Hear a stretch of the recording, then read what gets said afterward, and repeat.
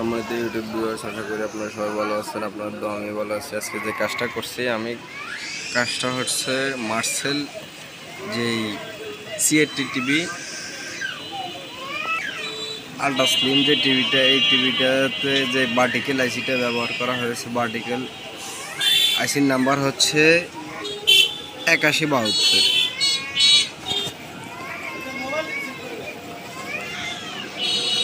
ঠিক আছে, এ হচ্ছে 8172 এই আইসিটি পরিবর্তে আমরা অন্য একটা আইসি দিয়ে কাজ করছি। কাজটা হচ্ছে যে সাইনা টিভিতে যে আইসিটা ব্যবহার করা হয়েছে ভার্টিক্যাল 78040, ওই আইসি দিয়ে কাজ করছি। আপনার ওই আইসি দিয়ে কাজ করতে হলে আপনার প্রথমে ডায়াগ্রাম ডায়াগ্রাম দেখার পরে আপনার যে মাইকে পেপার আছে, ওই মাইকে পেপার দিয়ে এই ভার্টিক্যাল আইসিটি লাগাতে হবে।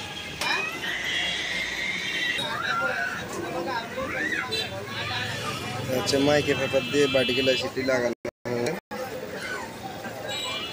আমি যদি মাইকে পেপার দিয়ে যদি ভার্টিক্যাল আইসি না লাগান, তাহলে আপনার ভার্টিক্যাল আইসি যত পিস লাগাবেন অবশ্যই তত পিস জ্বলে যাবে বা বাস্ট হয়ে যাবে।